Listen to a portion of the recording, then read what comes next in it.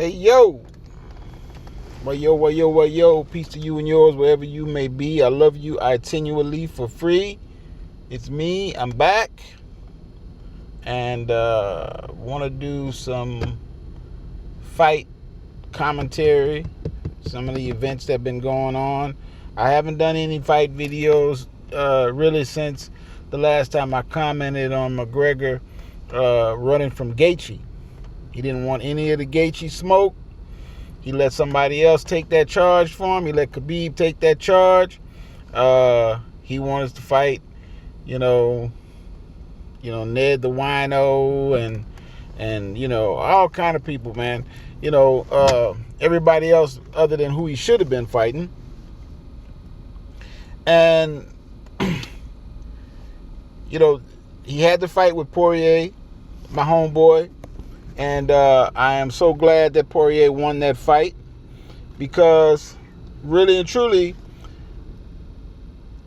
as usual, when people fight these favorites like McGregor, these chosen ones, the underdog doesn't get a fair shake. Dustin Poirier is well accomplished fighter. ESPN had a story up before the fight, and it was the story was basically told from Conor McGregor's angle. Like Conor McGregor himself wrote the story almost, or his publicist, his publicist. And Dustin Poirier, they had two photos. Conor McGregor was in a suit, and Dustin Poirier, was in front of the microphone with his eye all busted up. Like, what are you projecting to the people? The vast majority of the stories that were out there on the internet were supporting McGregor. It was the same thing like when McGregor fought Mayweather, and everybody knew how that fight was going to turn out. And really and truly, Mayweather carried McGregor. It was more of an exhibition than a show, than a fight. And at the end of the fight, to keep the money train going, the ref saved McGregor from being knocked down with it, from the photo op of him being knocked down with his eyes rolled back in his head, or his mouthpiece hanging out his mouth, or whatever. He saved him. He didn't let him go down. He TKO'd him without him falling, so the money train could keep on rolling. And you can tell from Mayweather's statements and everything, when was the last time Mayweather knocked anybody out? When was the last time he TKO'd anybody? When he started having that hand trouble, he adjusted his fight style to protect his hands and keep winning in the ring. Mayweather is the GOAT when it comes to boxing. Certainly in the weights that he operates in, but quite possibly in boxing history. So how you gonna have him fighting the media to say, hey, I'm the best that's out, man. Nobody is better than me. But where's their attention? Their attention is on an MMA fighter in a boxing situation, and this guy he doesn't have title fights in boxing. And Mayweather had to keep reminding everybody, I'm the A side, you're the B side. And Mayweather won all the way around. Not just in the fight, but in the money. Promotionally speaking, he won. But he had to fight his way to win. He wasn't given what he deserved. He had to take it. Poirier, on the other hand, before the fight and since the fight, he is not getting his proper due. And how is Poirier not the champion? How is he not the champion? They didn't even say interim champion. which I don't know if he refused the title of interim champion or whatever, but he is clearly the champion. Khabib retired. Khabib has stated there's no reason for him to come back. He can beat everybody that's there. He made a promise to his mother that he wasn't going to fight anymore. Okay, game over. Khabib is no longer the champion.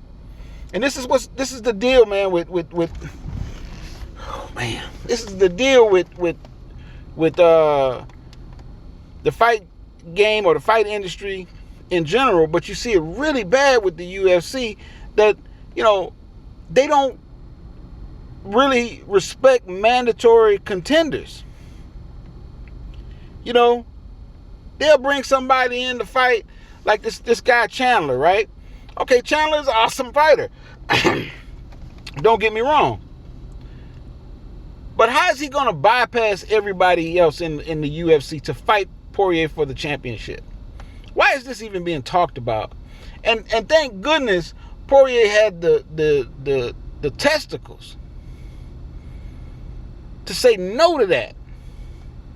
You know, and not just, you know, for himself, but for everybody else. See, that proves he's a champion, man.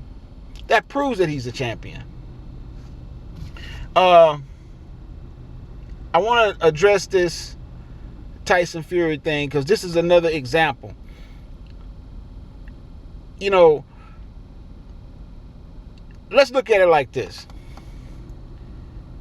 If a spouse has cheated in the past more than one time, right?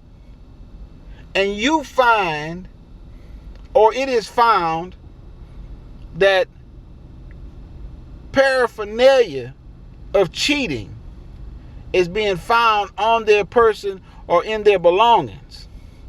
Condoms, let's say, okay? It's been found, it has been found on their person in some way, shape, or form. And strange phone numbers or strange contacts have been found. Would anybody doubt whether or not they are cheating? You know, they say, oh, well, a lot of people say, oh, well, yeah, he cheated, but what, that type of cheating didn't help him. Hey, that doesn't go like that, man. Go take an exam for a license anywhere. Okay? Any type of license. Any cheating is a disqualification.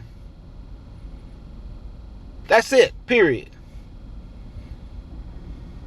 You know, oh, well, he couldn't have cheated because of the commission. All right? Aki TV and other folks, and I'm mentioning them because they were the first ones to bring this point that I saw, but it's not a hard point to find. Hey, where was the commission, to quote Aki? Where was the commission when Margarito cheated? You know, Margarito damaged Cotto. You know, people can find ways of cheating. It's clear Tyson Fury is a cheater. Now, does that mean that I want Wilder to fight Fury again before the Joshua fight? Me personally, no. I think that Wilder should get a substantial piece of that purse. That fight should happen. And then after Wilder beats a contender, at least one contender in that is ranked in all of those different organizations for the unified belt, that the fight should be made between him and Anthony, between Wilder and Joshua. And then if Joshua, whoever's the winner of that fight, then fights Fury or whoever, you know, like that. That's the way that it should go to me. Because justice can't be served here. Not completely. The only thing that we can do at this point is recognize that something stinks. Okay? And we have to consider the sport. We have to consider the fans. Right? Measures should be put in place to make sure that nothing strange could go on with anybody's gloves, period. There shouldn't be a level of scrutiny on Fury that is not equal to Joshua, not because Joshua is known for that, but just because they want to make it completely fair at that point. We're going to have a heightened level of security in terms of doping, a heightened level of security in terms of, watching the glove situation, and everything is going to be on the up and up. Who cast that shadow? Fury did. It's not all of these YouTubers making stuff up. Fury cast the shadow by stuff that he did in previous fights, before the Wilder fight, the doping situation that he got caught in, you know what I mean? Then the way his gloves were acting, which are completely unnatural. But now we got to move on. Let Joshua fight Fury. Wilder take the money. This is my opinion. Now, I'm not trying to say, obviously, nobody listening to me. Y'all listen to me as a courtesy, But I want to see the fight. I want to see Joshua and Fury fight, and then I want to see the winner of that fight Wilder, if in fact he has not been damaged. And I think the fans deserve that. I think the sport deserves that. I think the heavyweight crown deserves that. And that's all I got, man. I hope y'all staying safe out there. Your family staying safe, man. Y'all get up on this vitamin D, If you're not taking vitamin D, please consult with your doctor. But, remember our good friends at MedCram and Dr. John. What's Dr. John's name? I can't remember his name, but he's from Britain, and he does awesome work reporting on this whole situation that we're in right now. I can't say the name because I had a very good video that would have saved probably a lot of people's lives, and it was taken down, before. So again, love y'all for free. I'm out.